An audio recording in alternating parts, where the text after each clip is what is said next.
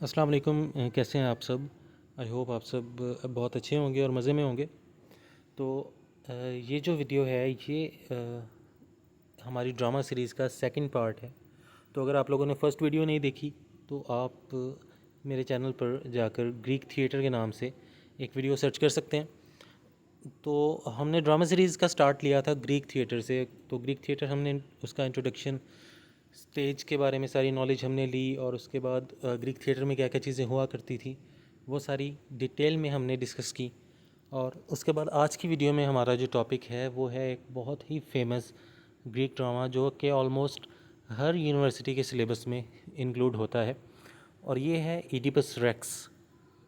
और ये प्ले लिखा था सफोक्लीज़ ने। सफोक्लीज़ के बारे में हमने लास्ट वीडियो में भी डिस्कस किया था कि ये वही इंसान था, ये वही प्ले राइट था जिसने कोरस की तादाद, एस्किलस ने जब कोरस की तादाद 12 प्रिस्क्राइब कर दी थी कि 12 मेंबर्स होंगे कोरस में और 2 एक्टर्स होंगे जो कोरस से बात कर सकते हैं, तो सोफोक्लीज़ ने वो 12 से कोरस की तादाद बढ़ा के 15 कर दी थी और एक्टर्स की तादाद 2 से बढ़ाकर 3 कर दी थी।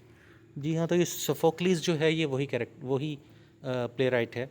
और ये जो इडिपस रेक्स है बेसिकली ये एक ट्रायोलॉजी है। ट्रायोलॉजी मीन्स कि ये 3 प्लेस का सेट है और इन 3 प्लेस को कलेक्टिवली हम थीबन प्लेस कहते हैं या इडिपस ट्रायोलॉजी भी कहा जाता है इसको।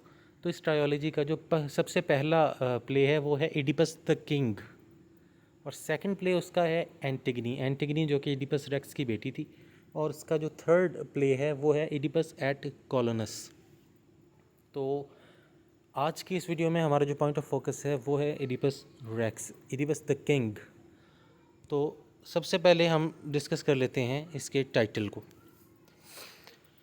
इडिपस से मुराद स्वोलन फुट है। अगर आप लोगों को लाजमी स्टोरी इसकी पता होगी इडिपस रेक्स की, तो इस स्टोरी में जब इडिपस पैदा हुआ था तो इडिपस की माँ जो थी जोकेस्टा, उसने जब ओरेकल ने प्रोफेसी की कि आपका जो बेटा है वो आपके हस्बैंड को मार देगा और आपसे शादी कर लेगा, तो फिर उन जोकेस्टा ने इसी डर से अपने बच्चे के पाँव में सुइयाँ चुभो दी, नीडल्स चुभो दी ताकि वो चल ना पाए, और एक मैसेंजर को दे दिया कि जाके इसको उस पहाड़ पर छोड़ आओ ताकि ये वहाँ से कभी भी ज़िंदगी में वापस ना आ सके। लेकिन वो मैसेंजर ज़रा उसके दिल में रहम आ गया, तो उसने अपने एक फ्रेंड शेफर्ड को वो इडिपस दे दिया एज अ बेबी। इडिपस एक बच्चा था उस टाइम पे, तो वो कॉरिंथ में ले गया उसको और उसने जाके किंग और क्वीन को वो दे दिया, पोलिबस और मेरोप को। तो सारी की सारी स्टोरी से आप लोग लाजमी वाकिफ़ होंगे क्योंकि सबसे पहला प्ले यही पढ़ाया जाता है हर यूनिवर्सिटी में। तो हम स्टोरी पर टाइम वेस्ट नहीं करेंगे, हम इसकी मेन जो चीज़ें हैं सारी की सारी वो प्रॉपरली डिस्कस करेंगे।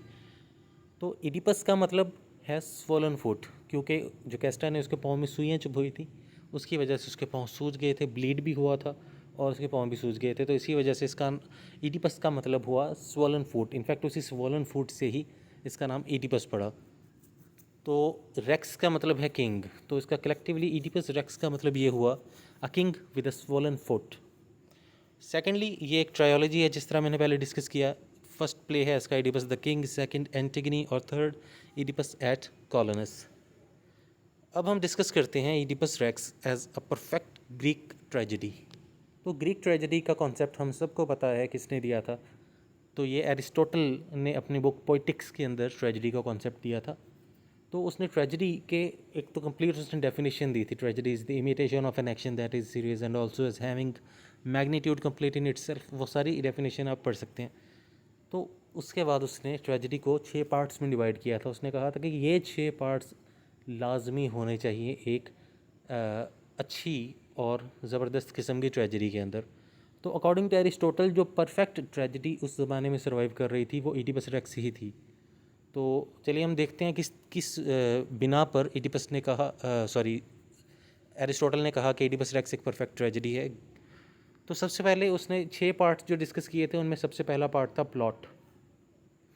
प्लॉट हमें पता है कि क्या होता है, एक स्टोरी सीक्वेंस ऑफ इवेंट्स जो होते हैं अलॉन्ग विद इट्स सेटिंग, जहाँ में सेटिंग भी बताई जाती है कि ये प्ले कहाँ पे सेट किया गया है या फिर स्टेज की क्या सेटिंग है, क्या क्या कुछ हो रहा है वहाँ पे।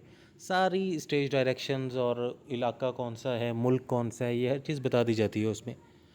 तो प्लॉट बेसिकली होता है दो किस्म का, सिंपल और कम्प्लेक्स। सिंपल प्लॉट वो एक फ्लैट सा प्लॉट होता है, सीधी सीधी स्टोरी चल जाती है, मोस्टली ये कॉमेडी में पाया जाता है। और यहाँ पे ज़्यादा फोकस किया एरिस्टोटल ने कम्प्लेक्स प्लॉट पे। कॉम्प्लेक्स प्लॉट का मतलब था जिसके अंदर एनाग्नोसिस और डिस्कवरी हो। एनाग्नोसिस का मतलब है डिस्कवरी और पेरिपिटी का मतलब है रिवर्सल ऑफ फॉर्चून। ये दोनों चीज़ें जिसमें होंगी वो कॉम्प्लेक्स प्लॉट कहलाएगा। तो ईडिपस रेक्स के अंदर कॉम्प्लेक्स प्लॉट पाया जाता है।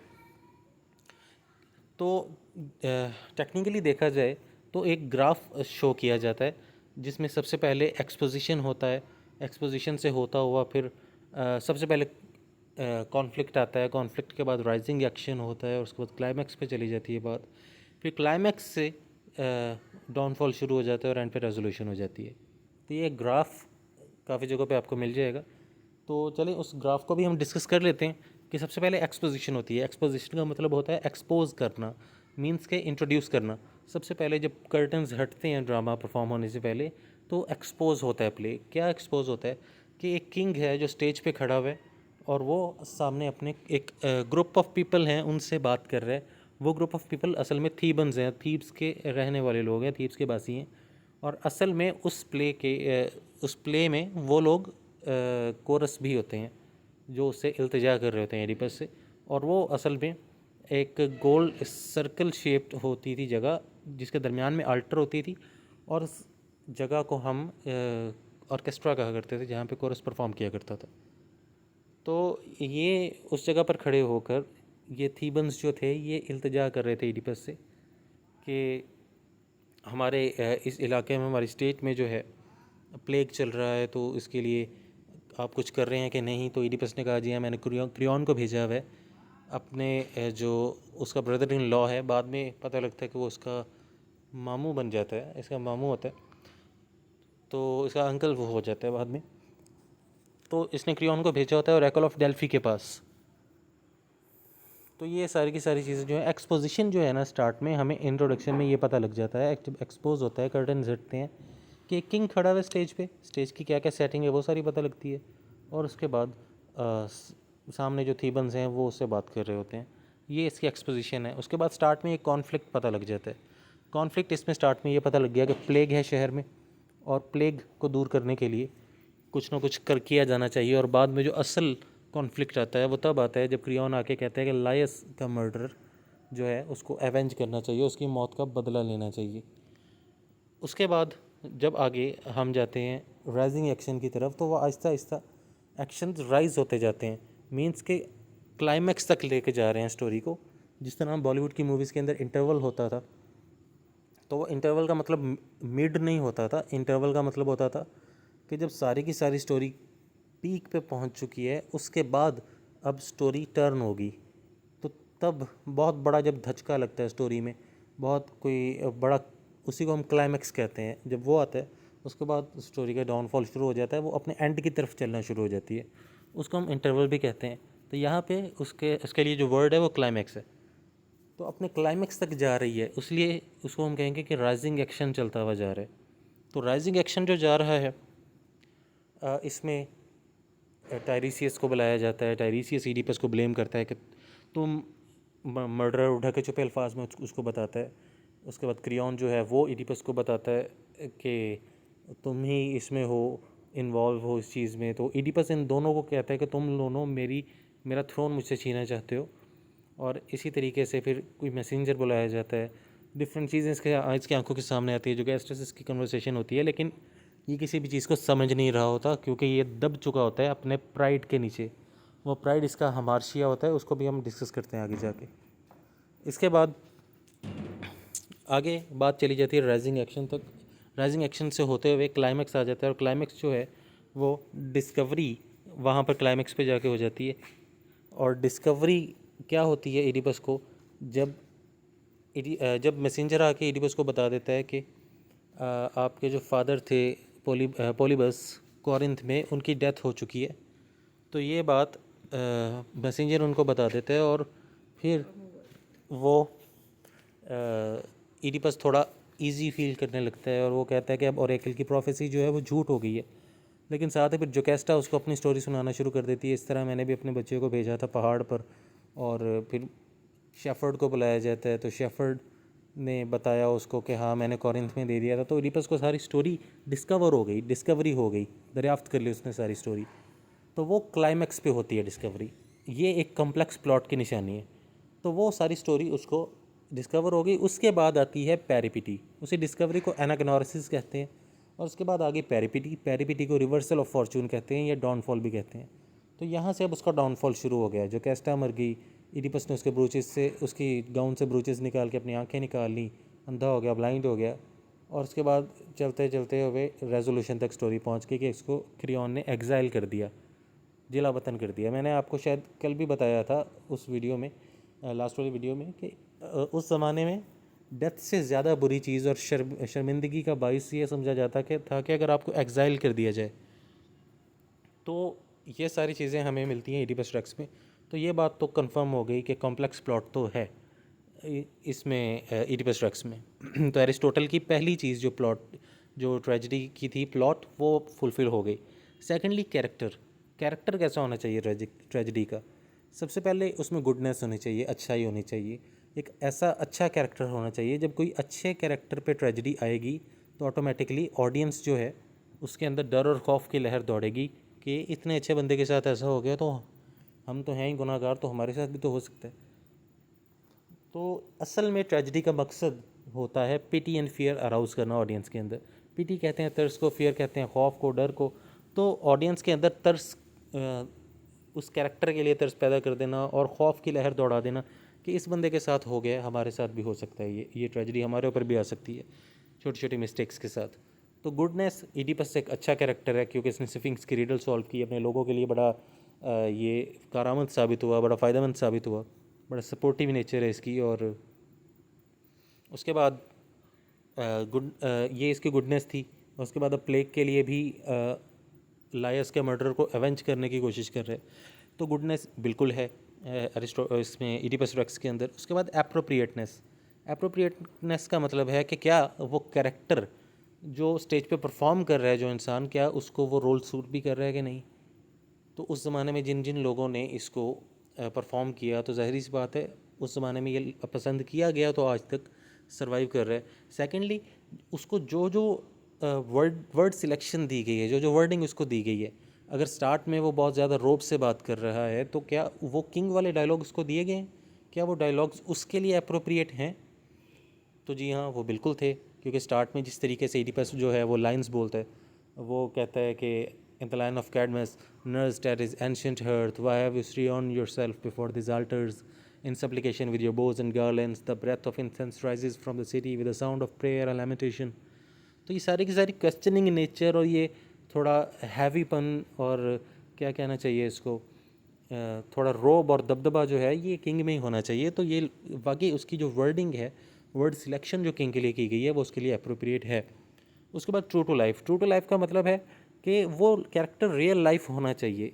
रियल लाइफ का मतलब वो हमारे जैसा होना चाहिए, लेकिन थोड़ा सा अबव एवरेज होना चाहिए। इडिपस बिल्कुल हमारे जैसा एक आम इंसान है, कोई एलियन, कोई जादूगर, कोई ऐसा नहीं है, अबव एवरेज है थोड़ा सा। तो अबव एवरेज किस तरह है कि वो है तो आम इंसान लेकिन किंग है। तो ये भी बिल्कुल ठीक बात है, ये भी होता है इसके अंदर। उसके बाद सेल्फ कंसिस्टेंसी का मतलब है,